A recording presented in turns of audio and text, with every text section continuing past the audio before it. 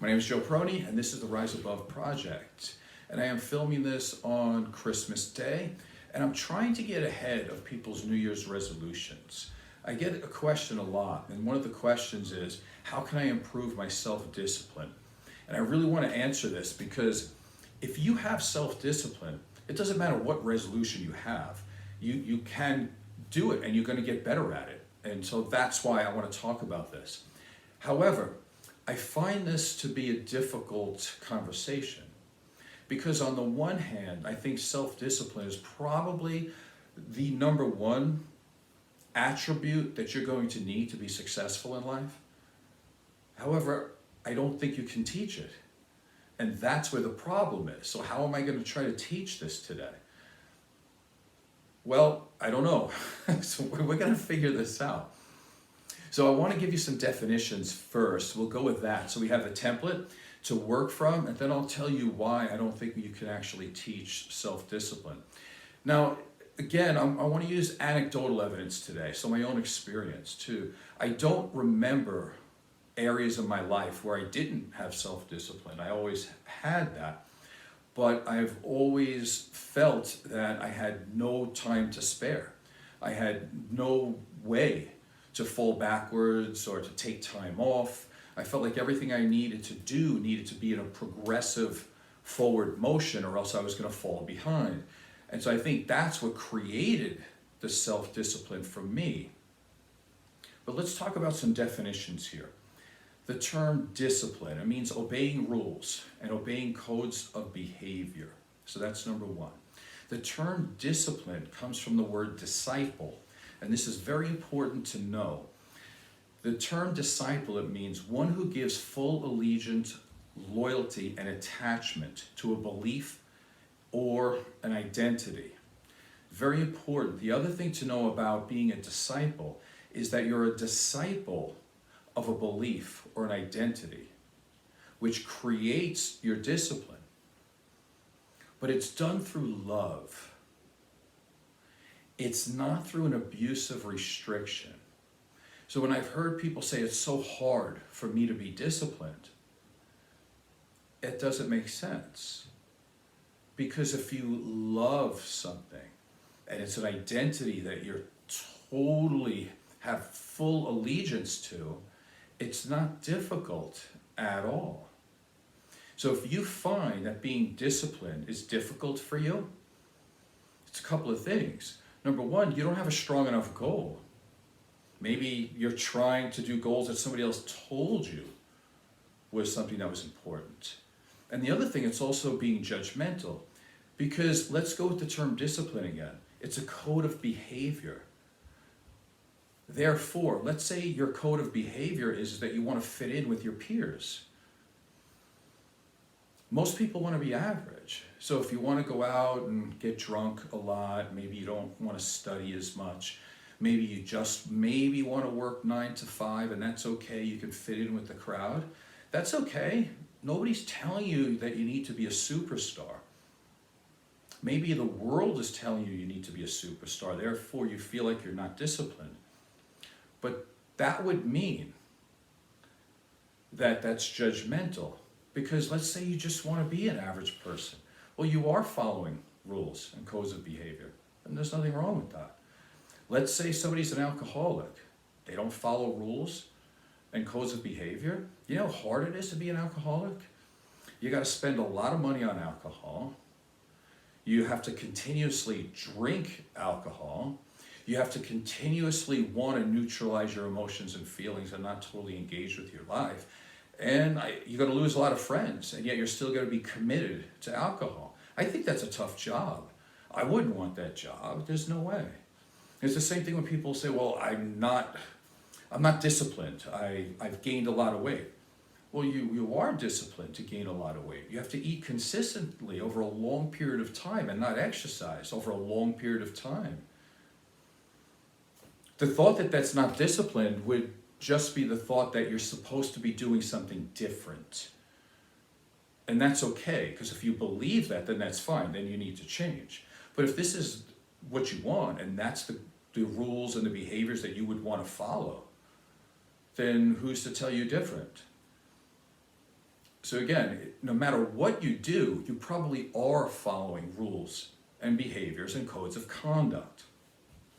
Let's get to the word self-sabotage.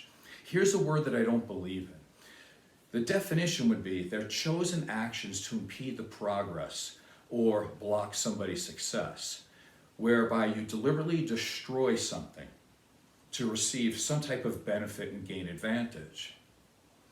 Here's the thing. Let's say your goal is to get a college degree and you don't study. You're not going to get a college degree. Did you self-sabotage? Somebody might say that because they're hearing from the outside that getting a college degree is very important, and then all of a sudden they don't study. What do you think is going to happen when you don't study? You're not going to do well. That's a chosen decision. Again, you're following rules and codes of behaviors, but you're following one that's not going to allow you to get through college. So it just depends on what you want. What's your goal? You have to have your coordinates.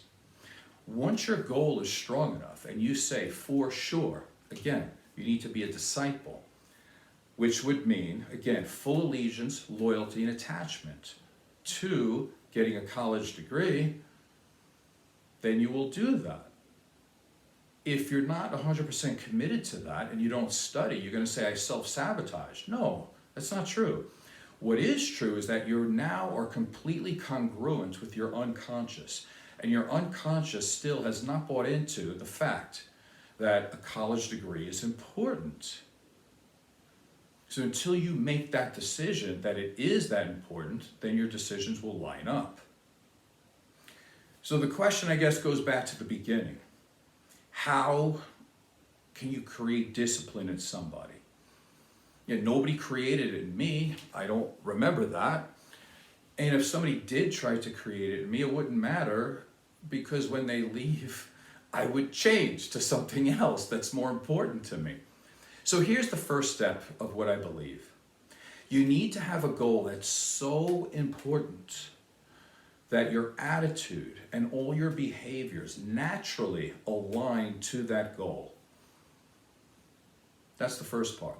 And any deviation in that, in terms of your attitude and your behavior, that keeps you from your goal, becomes so unbearable that staying on the path is the easy path. It's that simple, and yet it's that difficult.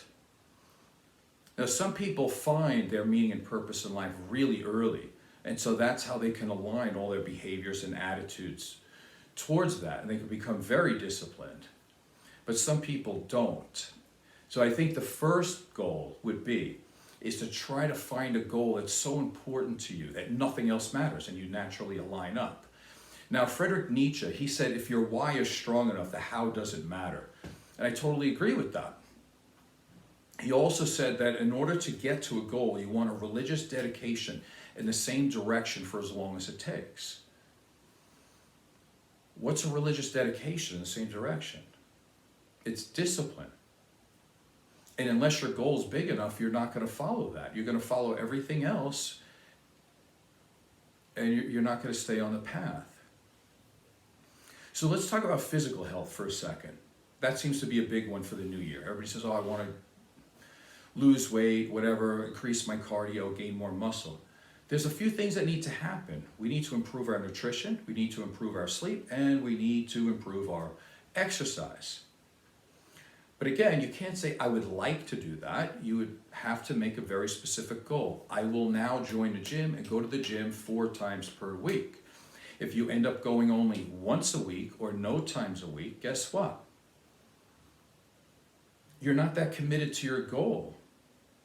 The goal's not strong enough. You are committed to something else. You might be more committed to bad food. You might be more committed to being lazy. You might be more committed to hanging out with your friends, which is not a terrible thing to do. But you can be committed to a lot of things. You can be disciplined to continuously sleep for 10 hours a day, right? Or you can be committed or disciplined to going to bed super late every night. That's a commitment and a discipline as well. I know people that do that all the time. They got school the next morning or work the next morning, and they're still going to bed consistently past midnight every night. In a sense, that's discipline because they do it every day. Now, it might not be helpful, but so that's why you have to choose a goal that is helpful to you. And again, self-sabotage. There is no such thing. Your behaviors line up exactly what your unconscious mind wants. So therefore, no such thing as self-sabotage. So let me make this show very short. I want to keep it right to the point. In marriage and family therapy, and I think all mental health clinicians, we're supposed to be experts in cognitive behavioral therapy, which they say you have a thought, which leads to a feeling, which leads to a behavior. Therefore, if you can control your thoughts, then you could be disciplined, because if you have the right thoughts, you'll have the right feeling, and then you'll be so motivated to do whatever you want to do. Let's just say workout. But here's the trick to it. You don't have to be motivated to do anything. I've been working out for over 30 years, actually longer than that, 40 years. Do you think I'm happy to get up at 3:45 in the morning all the time? You think I'm motivated to do that all the time? No, but what I've made is a goal that's important to me, that I understand that eating right and exercise is conducive to having a good life. Now, it may not give me more years to my life, but it definitely gives me more life to my years. Remember that. It's very important. So because of that, I've made a commitment and an allegiance and a loyalty, and there's a love there. Therefore, nothing keeps me off of my path. And that's why it's relatively easy. But I don't litigate this day after day. I don't say, oh my God, on Monday, which will be tomorrow after having a Christmas party, I'm so tired. I'm not going to be able to work out. I don't do that. Working out gets me to where I'm going. It doesn't matter how I feel. So again, going back to cognitive behavioral therapy, which it works, but in limited amounts. Because it doesn't matter what your thought is, and it doesn't matter how you feel. How many people's behaviors are completely dependent upon how they feel? But the answer is a lot. But those are kind of the losers in the world that only behave a certain way based upon their feelings. Let me tell you what successful people do. They run it backwards. Here's real discipline. You wake up, you're tired. You're achy. I don't feel like working out, but I know it's the best thing to do. So you know what you do? You go by the behavior, because you know the behavior is correct. So you choose the behavior. And you've already chosen this before, because you already understand what's important. So you do the behavior. And what happens after the behavior? Guess what? You feel good. You don't feel guilty. You don't feel bad about yourself. Your self-esteem goes up. So again, successful people go with the behavior first. It actually works the opposite. Your feelings and emotions and all this is important in therapy for a lot of reasons, but not really when we're dealing with discipline. Discipline is about doing what you need to do no matter how you feel. And if I was going to get down to it, again, I can't teach that. But that is what discipline is. Doing the right thing no matter how you feel. That's the bottom line. Let's take a look at, let's say the young kids. They weren't kids, a lot of 18, 19 years old, very young boys, storming the beaches of Normandy, World War II. How do you think that, what was on their mind? They knew most of them, or a lot of them, were going to get killed. So that's the thought, we're going to get killed. What's the feeling? Scared to death? What should their behavior be? They need to turn around and go back home. They don't want to get in any war, they're going to get killed. But they didn't do that, right? And that's why we beat the Nazis, right? Because it had nothing to do with their feelings. They followed through. And that's the most important part when we're dealing with discipline. So again, real quick as a review, I don't think you can teach discipline, because what you have to do is teach people what good there is in the world, and then they have to choose their own meaning and purpose. That's so strong, so powerful, that they don't let something else get in the way. And that creates discipline just because it's something that they want to do. I mean, if you pick up a guitar and you strum it a couple of times with some volume, you may fall in love with it. A lot of people did, just like Jimi Hendrix, right? And then he played like 14 hours a day. That's discipline. Was he disciplined in any other area of his life? No. So the point is that it's something that's very strictly geared to what you want. So find what you want. That's the most important thing, and then go with that. And again, if you're going to use the term self-sabotage, be honest with yourself. Don't ever tell somebody or yourself, oh, I self-sabotage.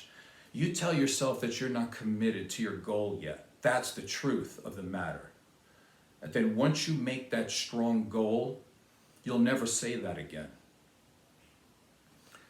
Hopefully this was valuable to you. My name is Joe Peroni, and this is the Rise Above Project. Please subscribe and tell a friend. Thank you.